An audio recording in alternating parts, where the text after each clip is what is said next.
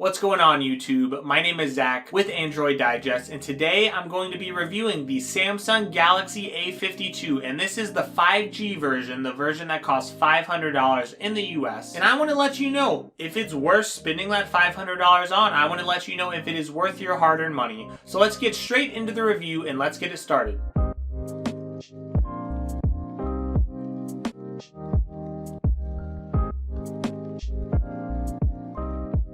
Alright, so looking at this phone, I just have to say, it is amazing when you look at the specs and the price. It really fits in nicely at $500 because this phone is a 6.5-inch screen with a gorgeous resolution. It's a 2400 by 1080 resolution. It's got a Snapdragon 750G for the processor, so there's no Exynos version. It's just straight up Snapdragon. So this is a very fast phone, even if it's not a flagship processor. It also has 6 gigabytes of RAM in the base model and 8 gigabytes in upgraded models, and it does have a 4500 milliamp battery, a huge battery. The screen also has a 120 hertz refresh rate, and you've got quad cameras on the back. And this phone also has water resistance and fast charging. So if we just look at all that, think about the Google Pixel 4a 5G. That phone does not have water resistance, and that is a huge deal to most people. You get your phone around kids or other things, that is a monstrous deal. This phone also has a bigger screen than the Google Pixel 4a 5G. It's got a brighter screen.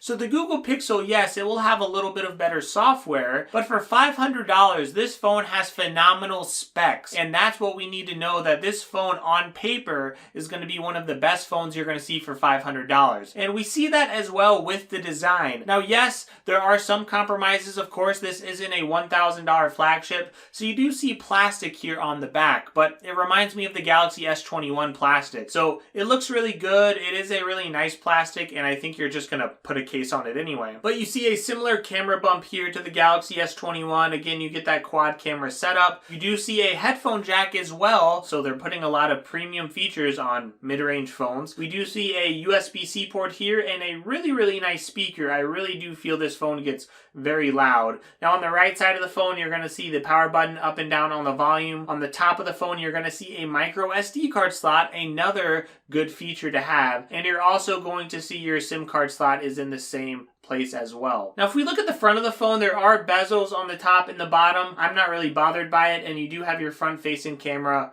there. So the design, I feel, is very premium. I feel they have features that even the regular Galaxy S21 or even the $1,000 Galaxy S21 models, right? They don't have these great features. So I really like the features, and I really don't mind the plastic design. I think this is really well built. Now, if we look at the screen itself and the display, this is where I'm really impressed, and we're talking about an upgrade from the A51 or the A51 5G. This is a really nice upgrade. This actually has a beautiful resolution, a beautiful screen. So it has a 2400 by 1080 resolution. Again, it's a 6.5-inch screen. But get this, again, it's 120 hertz refresh rate. And I know some of you might not care about that, especially if you're looking in this mid-range price point. But the Google Pixel 4a 5G only has a 90 hertz refresh rate. This has 120 hertz, and that just means things look so smooth. So if you're coming from a previous Galaxy A model, you're going to be really impressed with how smooth things look as you're scrolling. And also when you're watching entertainment and shows and things like that, this screen looks great because it gets very bright. We're talking 800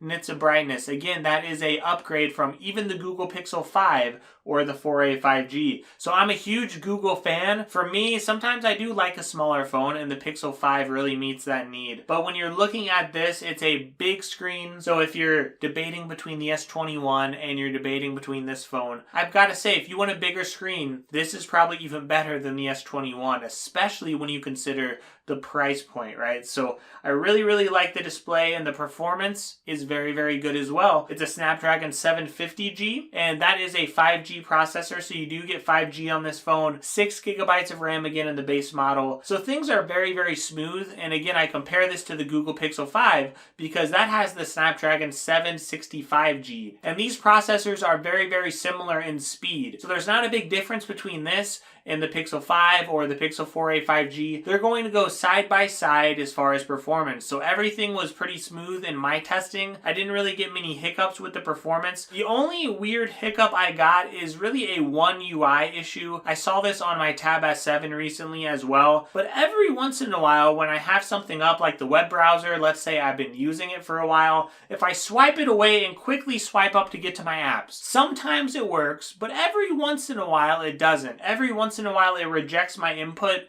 because it's in the middle of minimizing that. Now, it's not all the time. I would say it's pretty rare, maybe 10% of the time or something like that. Now, that's not a huge issue, but when you look at the Google Pixel 5, that again has a similar speed on the processor, or the Pixel 4a 5G, and those phones do not have this issue. So I would say that One UI needs to be updated a little bit. I would expect those things to be smoothed out anyway. So when you look at performance, bottom line is this phone performs very similarly to $500 to $700 phones. It's very, very fast, and I wouldn't say your average person would even notice the difference between this and the Samsung Galaxy S21. I think it's a minor difference, and I think most users are going to enjoy this, though some people might want that extra boost of performance. And as far as gaming is concerned, no, this is not a phone that you're going to game with everything on the highest settings. It's going to be medium to high settings on most games, but it still games very well, even if it's not quite as good as like the Pixel 5 or some high-end Samsung flagships. Now, one thing I do want to look at is the software experience. So I mentioned some minor hiccups when I was going through, and I think a lot of that again is software related. But if you look at other things in the software, I am really impressed with Samsung. First off, that they do bring a lot of features to their smartphones. So if I swipe down and bring up the settings here, you're going to notice a lot of features that Samsung has. And if you go through their settings,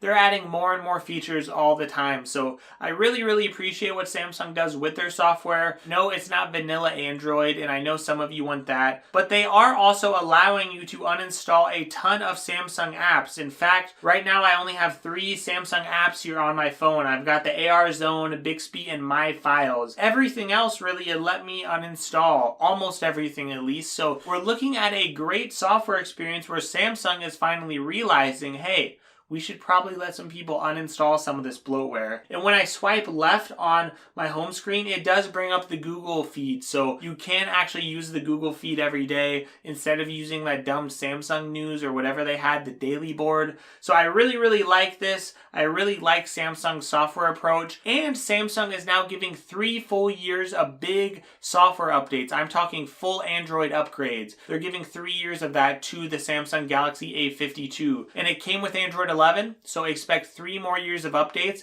and 4 years of security updates, and that's incredible to see out of a Samsung phone. So I really appreciate their commitment to software, even if it's not quite as good as Google, quite as smooth, even if it's not vanilla Android, it's still one of the best experiences around, mainly because of their commitment to updates. Now, the battery life is also phenomenal because of that 4500 milliamp battery. Great battery life. I got through pretty much every day, and it's a bigger battery than even the Samsung Galaxy S21. Also, if we look at other features, this does have a fingerprint sensor in the screen, and it works pretty well most of the time. When I put a screen protector on it, it's really interesting. Most of the time it does work, but every once in a while it doesn't work great. So I had to re-register all my fingerprints, and I would still have some issues off and on depending on how dry my hand is and things like that. So that is one benefit you're going to see in something like the Google Pixel 4a 5G is the fingerprint sensor is on the back. It's very reliable all the time, but on this phone it's mostly reliable, but when you put a screen protector on it, I think a lot of us want to protect our screens with tempered glass,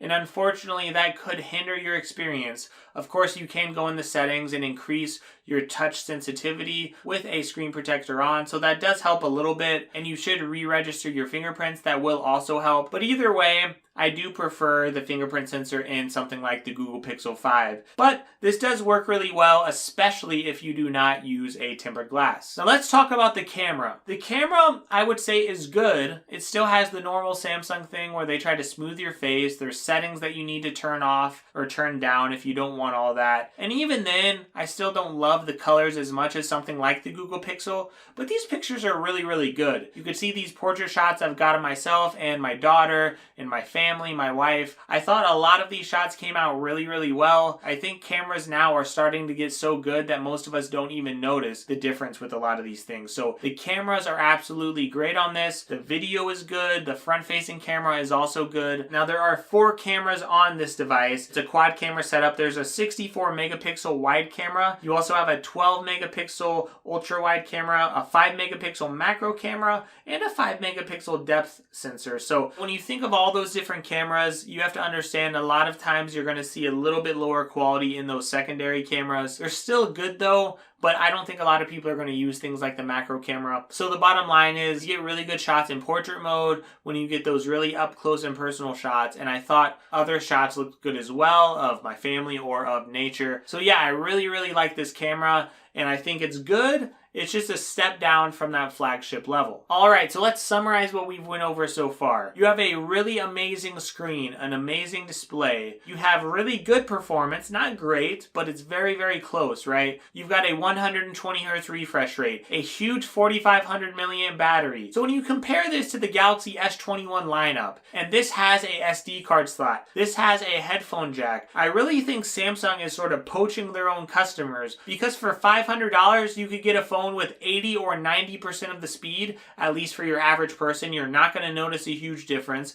You're going to get water resistance. You're going to get a headphone jack, an SD card slot. So you're getting features that the higher end models don't even have. And a lot of us don't care with having an aluminum build or something. We just want something we can put a case on. So when you factor all that stuff in, there's not a ton of reasons to go up in price anymore. So honestly, I think this is the phone that the majority of users should get. Now, there's going to be other phones in the Galaxy A lineup you're going to notice, other phones like the regular Galaxy A52, and that is a really good value as well. It's got a 90 Hz refresh rate. It's still plenty snappy, even if it's not as fast as this. So I'm not saying you shouldn't consider any other phones in the lineup. I'm just saying when you're looking at a device with a 6.5 inch screen and you're looking at what device you should buy, this is going to be one of the best devices in the Samsung Galaxy lineup. I think it compares extremely favorably to the Galaxy S21 or other phones. And even though it is missing some things like the Snapdragon 888 or the Snapdragon